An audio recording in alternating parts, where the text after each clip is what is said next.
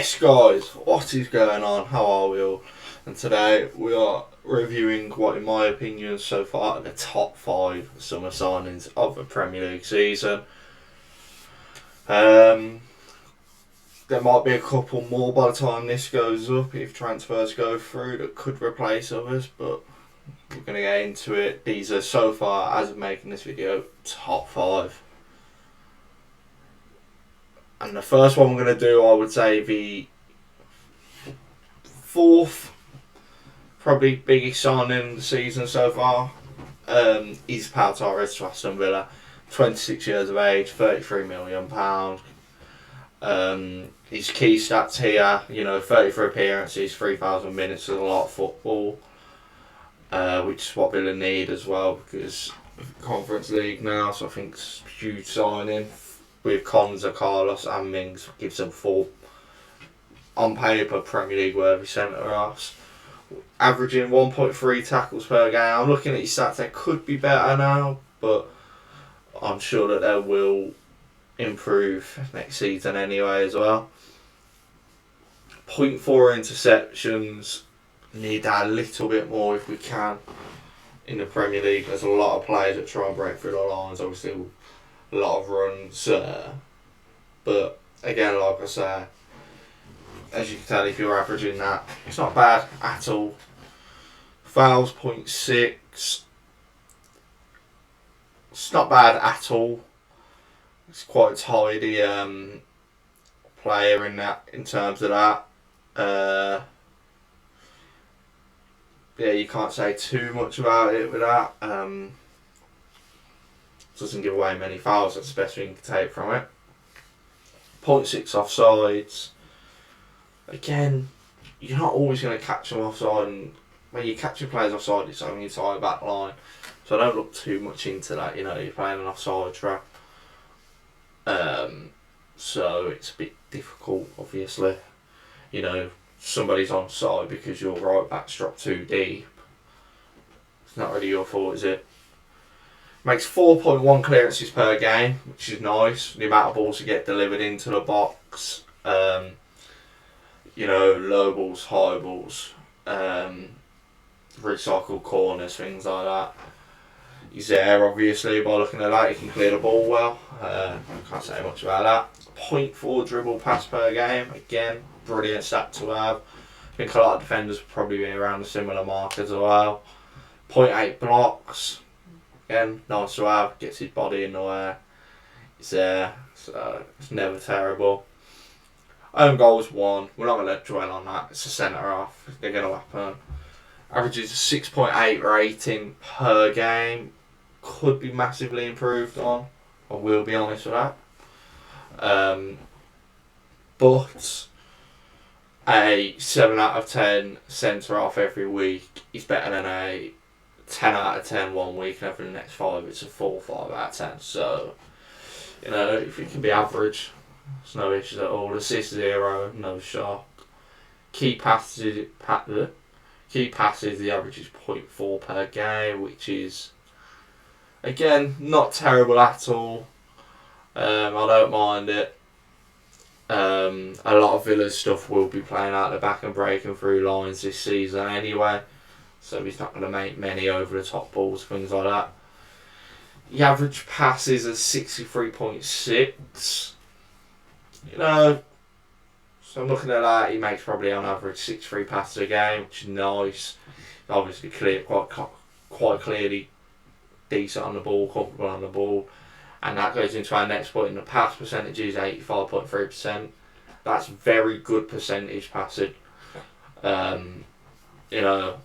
On average, making 85% of his passes, so can't argue too much with it. There's a lot of centre half, some of them will maybe ping a ball, and you can see that when you go into our long balls of 5.4 on it, so it's averaging, let's say, 5 long balls a game.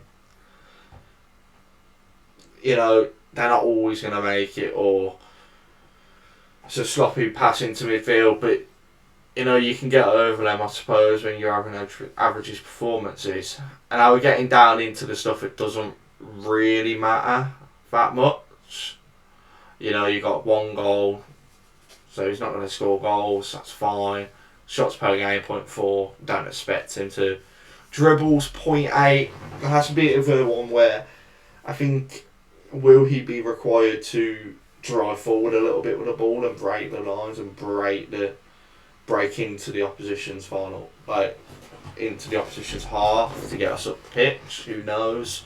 We saw Tyrone Mings do that quite often last season. When Unai come in, he was doing it very well, driving forward. But we will see if he'll be that player to do that. Fouled 0.5. Again, I don't really see much in that. And he's doing dispossess. I see that's meant to be 0.1 times per game, which is again brilliant. Shows confidence on the ball. He's tidy. Doesn't lose it much often. For me, I think Pau Torres is 4th best signing in this list.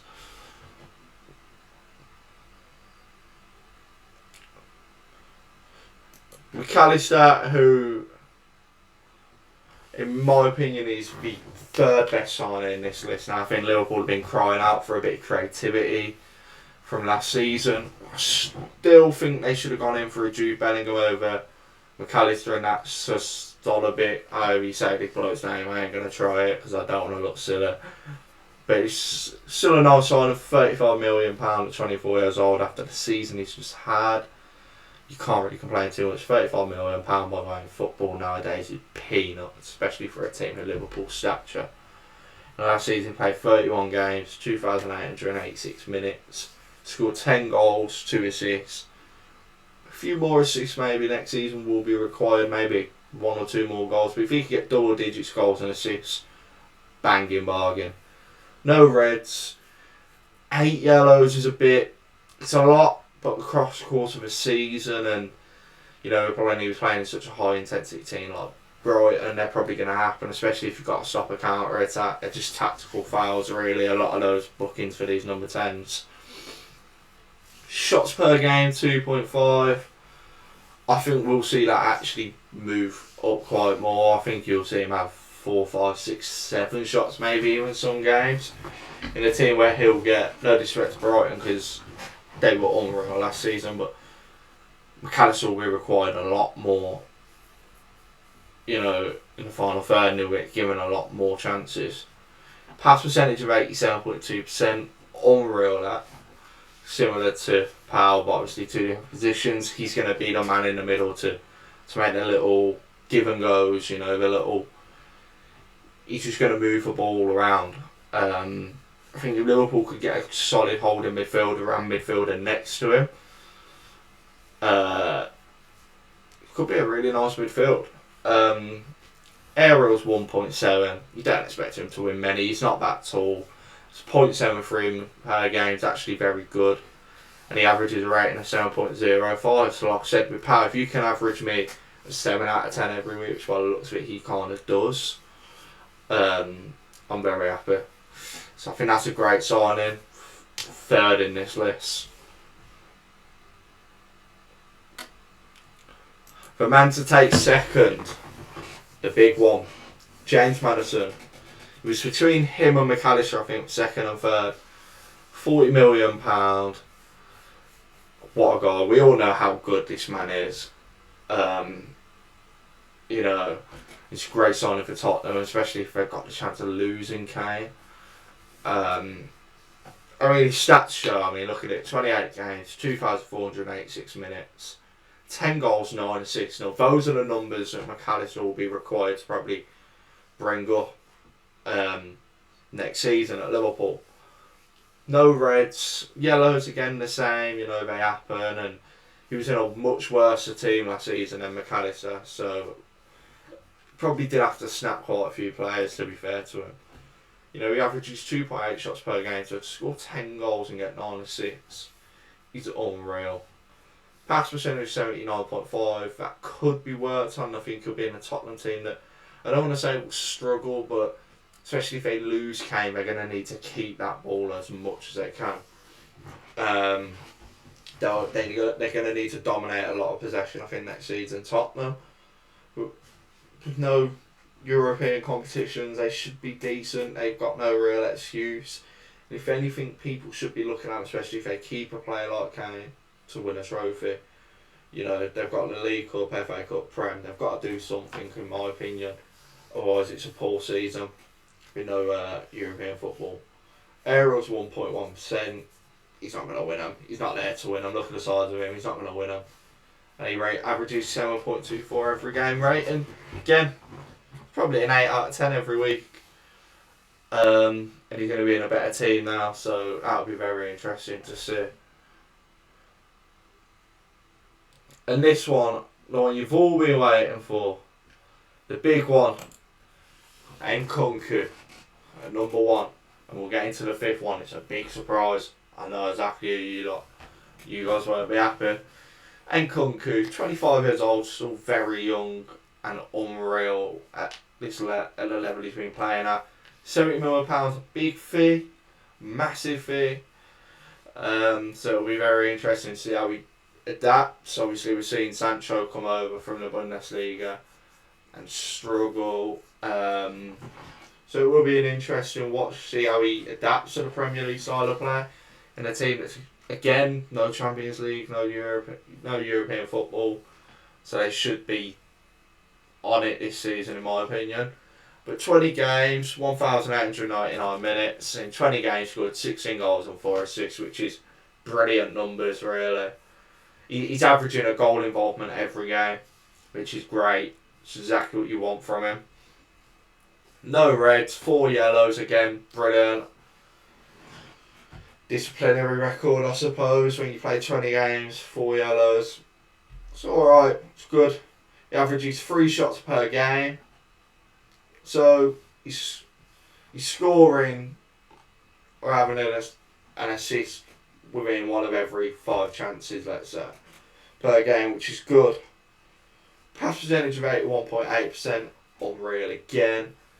Again, I think he'll be another player that tries to draw players in, and he'll be a very good outlet for Chelsea, where he'll come, he'll receive the ball, he might lay it off, he might make runs behind. A bit like a Bobby Firmino type potentially, or is he going to be like Sol number 9 or number 10, depending on however they want to play him, because he can kind of do that. So that'll be interesting to watch. 0.7 aerials, 1, again, good for his height. He's never really going to... He's not your Lukaku, your Haaland, your Kane. He's not going to win 3 aerials a game. You know, just battle and put them off a little bit. It's what matters when you're a smaller striker going up against a centre half. You've just got to put them off a bit. And then he averages 7.35 rating per game. Again, another average rating. But 7.35 is not average anymore, really, and you think about it. If he's averaging that, I'd rather him average that than, like I say, a 9, 10 out of 10 and 5, 4, 10 out of 10. You know? It's fair play to him. Now this one is the big one, the one where you're all going to be fuming at me with.